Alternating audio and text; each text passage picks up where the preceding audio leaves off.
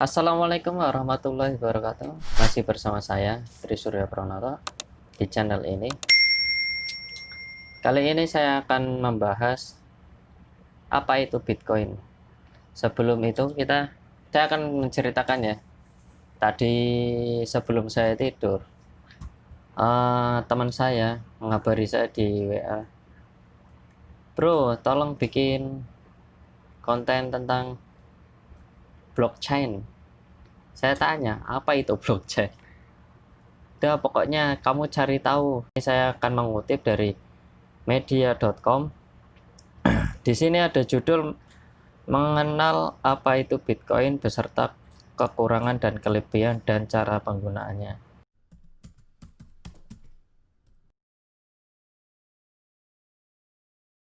Bitcoin adalah mata uang digital dibuat pada Januari 2009 setelah jatuhnya pasar perumahan. Ini mengikuti ide-ide diterapkan dalam white paper atau Satoshi Nakamoto yang misterius yang merupakan nama samaran identitas orang yang menciptakan teknologi ini masih jadi misteri. Menawarkan janji biaya transaksi yang lebih rendah daripada mekanisme pembayaran online tradisional dan operation oleh otoritas terdesentralisasi. Tidak seperti mata uang yang dikeluarkan pemerintah. Tidak ada Bitcoin fisik, hanya saldo yang disimpan di buku besar publik yang diakses transparan setiap orang yang bersama dengan semua transaksi Bitcoin diverifikasi oleh sejumlah besar daya komputasi. Bitcoin tidak diterbitkan atau didukung oleh bank atau pemerintahan manapun, dan Bitcoin individu juga tidak berharga sebagai komoditas. Meskipun bukan merupakan alat pembayaran yang sah, grafik Bitcoin memiliki popularitas tinggi dan rendah memicu peluncuran ratusan mata uang virtual lainnya secara kolektif disebut sebagai altcoin. Dan itu adalah asal mulanya Bitcoin ya, dimana Bitcoin sampai sekarang pun tidak tahu penemunya, itu namanya misterius. Saya akan lanjutkan lagi ke artikel berikutnya.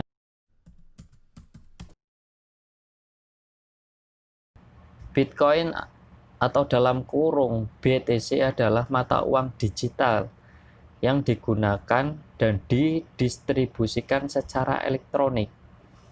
Bitcoin adalah jaringan peer-to-peer terdesentralisasi dan tidak ada satu lembaga atau orang yang mengontrol. Nah, di sini sudah paham tentang Bitcoin? Kalau menurut saya, Bitcoin itu adalah ya mata uang digital. Jadi tidak ada fisiknya. Terus dia dioperasikan mungkin secara komoditas ya, komoditas atau komunitas tersebut. Dan saya lanjutkan lagi, Bitcoin tidak dapat dicetak dan jumlahnya sangat terbatas. Hanya 21 juta Bitcoin yang dapat dibuat. Saldo token Bitcoin disimpan menggunakan kunci publik dan pribadi dan merupakan rangkaian panjang angka dan huruf dihubungkan melalui enkripsi algoritma matematika yang digunakan untuk membuatnya. Kunci publik sebanding dengan nomor rekening, berfungsi sebagai alat dan publikasi ke dunia kemana orang lain mengirim Bitcoin. Kunci pribadi sebanding dengan PIN ATM yang dimaksud sebagai rahasia yang dijaga hanya digunakan mengotorisasi transmisi Bitcoin. Jadi di sini ada mungkin ya, saya juga baru tahu ini, dan saya disuruh menjelaskan. Saya mencari sumber informasi yang akurat, mungkin kan di Google. Nah, saya ketik, ternyata ada di merdeka.com. Di sini ada ada dua kunci, yaitu kunci publik dan kunci pribadi, di mana kunci publik sebanding dengan nomor rekening bank dan kunci pribadi sebanding dengan PIN ATM. Kunci Bitcoin tidak sama dengan dompet Bitcoin, yang merupakan perangkat fisik atau digital yang memfasilitasi perdagangan Bitcoin, yang memungkinkan penggunanya untuk melecak pemilik koin, istilahnya dompet. Agak menyesat karena sifat Bitcoin terdesentralisasi, berarti bahkan ia tidak pernah disimpan di dompet, melainkan secara desentralisasi dalam blockchain. Setiap Bitcoin simbol perdagangan BTC meskipun XCP juga digunakan adalah setiap file komputer disimpan dalam dompet digital komputer dan smartphone.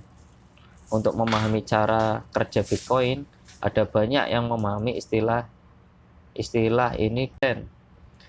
Blockchain didukung oleh kode sumber terbuka, dikenal sebagai blockchain, yang membuat buku besar publik besar.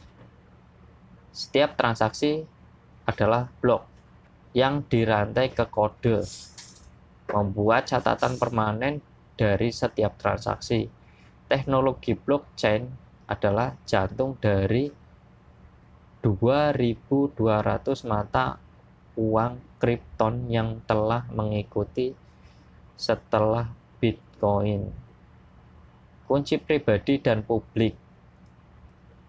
Di sini kunci pribadi atau publik dijelaskan, dompet Bitcoin berisi kunci publik dan kunci privat yang bekerja sama untuk memungkinkan memulai menandatangani transaksi secara digital, memberikan bukti otorisasi, menambang Bitcoin atau anggota platform peer-to-peer, kemudian secara independen mengkonfirmasi transaksi menggunakan komputer dengan kecepatan tinggi. Biasanya dalam 10 hingga 20 menit, penambang dibayar dalam Bitcoin untuk usaha mereka. Jadi di sini pemahaman saya, penambang Bitcoin itu adalah peer-to-peer ya, antara orang ke orang. Jadi gimana ya? Menjelaskan tentang blockchain. Blok itu, bayangan saya itu, blok itu kotak, chain itu rantai. Jadi kotak sama ada rantainya. Nah, di situ kotak tersebut itu isinya transaksi dan rantainya itu kode. Di sini menjelaskan penambang Bitcoin adalah anggota platform peer-to-peer, kemudian secara independen mengkonfirmasi transaksi menggunakan komputer kecepatan tinggi. Berarti anggota perorangan itu saling mengkonfirmasi transaksi menggunakan komputer.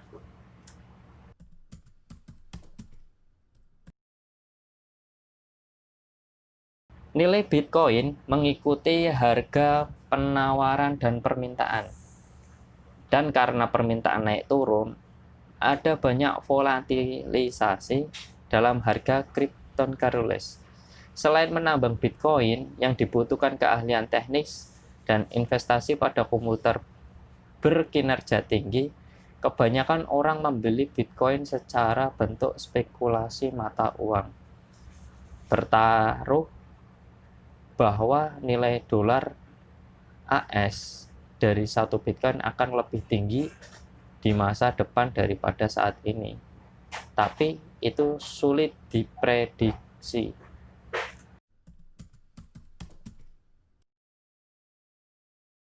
Lonjakan harga Bitcoin di tahun 2017 didorong oleh spekulasi yang tergegas di pasaran Bitcoin, seperti yang dibahas penulis staf NetWallet pada saat itu. Keuntungan baru-baru ini adalah kabar baik jika Anda membeli Bitcoin pada Desember tahun 2018. Mereka yang membeli pada tahun 2017 ketika harga Bitcoin melesat menuju 20.000 US dollar masih harus memulihkan kerugian mereka. Masalah peretasan. Sementara pendukung mengatakan teknologi blockchain di balik Bitcoin bahkan lebih aman daripada transaksi uang elektronik tradisional. Dompet panas Bitcoin telah menjadi target yang menarik bagi peretas. Ada sejumlah peretas profil tinggi seperti berita pada tahun 2019 pada bulan Mei bahwa lebih dari 40 juta Bitcoin telah dicuri dari beberapa akun bernilai tinggi di bursa cryptocurrency Binance. Penggunaan terbatas. Pada Mei 2019, raksasa telekomunikasi AT dan T tergabung dengan perusahaan seperti Overstock.com dan Microsoft dan Dish Network dalam menerima pembayaran Bitcoin, tetapi perusahaan-perusahaan ini adalah pengecualian, bukan aturannya. Tidak dilindungi oleh SIPC. Perusahaan dengan investor Secured mengansurasikan investor hingga 500.000 US dollar jika pialang gagal dan dana dicuri, tetapi asuransi itu tidak mencakup cryptocurrency.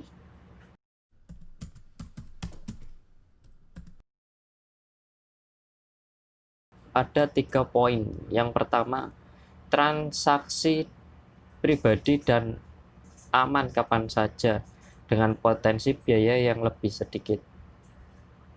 Di sini dijelaskan bahwa transaksi pribadi dan aman kapan saja dengan potensi biaya yang lebih sedikit. Setelah Anda memiliki Bitcoin, Anda dapat mentransfer kapan saja, di mana saja, mengurangi waktu dan potensi biaya transaksi apapun. Transaksi tidak mengandung informasi pribadi seperti nama atau kartu kredit yang menghilangkan risiko informasi konsumsi dicuri atau pembeli yang curang atau pencuri identitas. Namun, perlu diingat bahwa membeli Bitcoin di bursa biasanya Anda harus menautkan rekening bank Anda terlebih dahulu. Jadi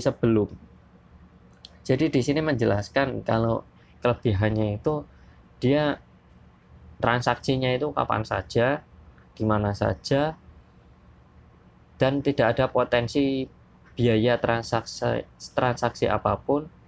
Tetapi untuk membeli bursa Bitcoin,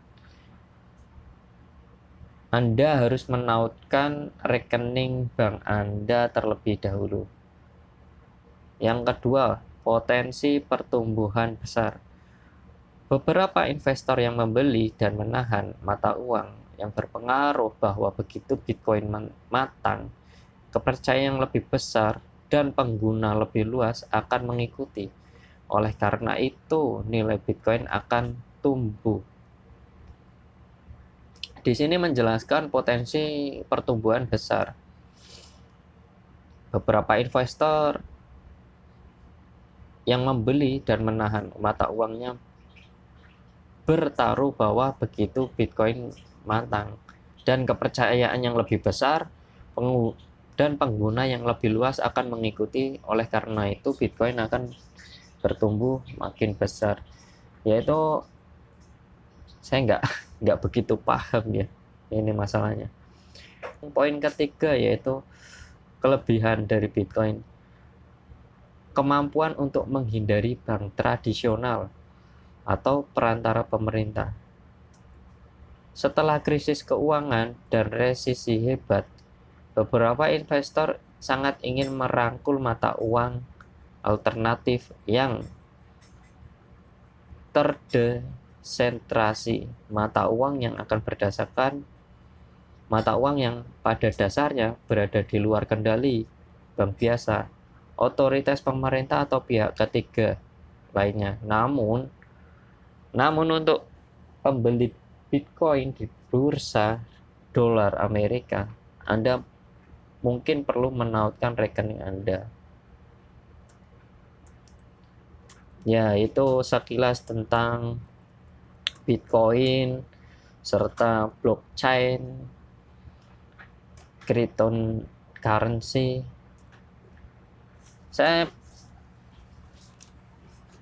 Jujur saya tidak terlalu paham tentang masalah Bitcoin. Tapi jika kalian tanya pribadi ke saya, tertarik gak sih sama Bitcoin?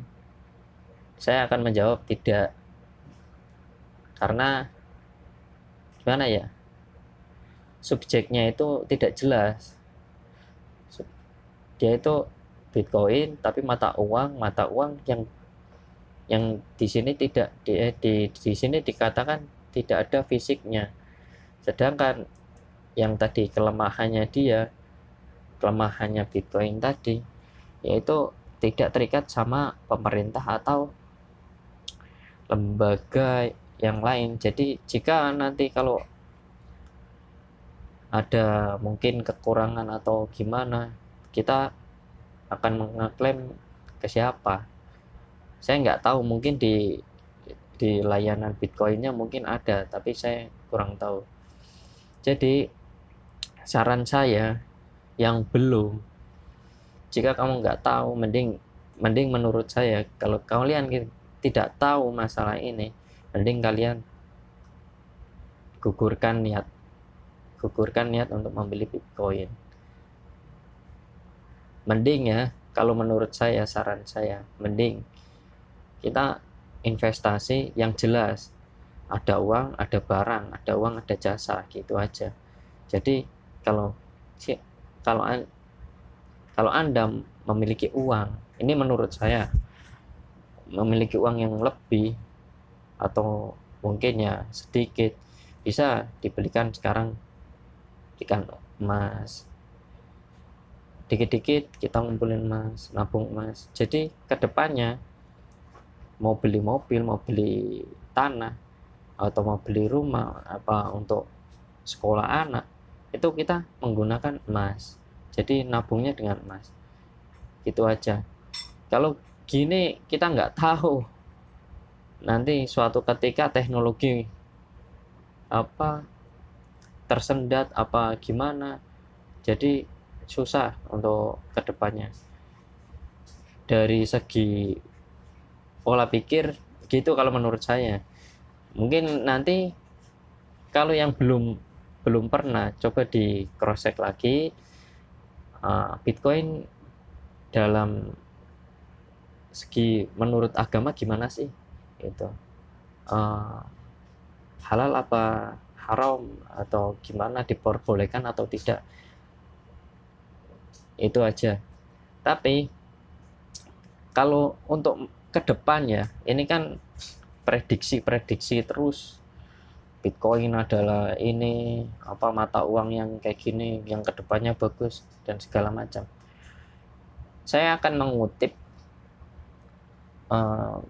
hadis ya, dimana hadis Rasulullah itu kalau nggak salah nanti saya akan koreksi, nanti akan saya tampilkan di video bahwa mata uang yaitu yang baik yang untuk kedepannya yaitu dinar dan dirham. Apa itu dinar dan dirham? Yaitu emas dan perak.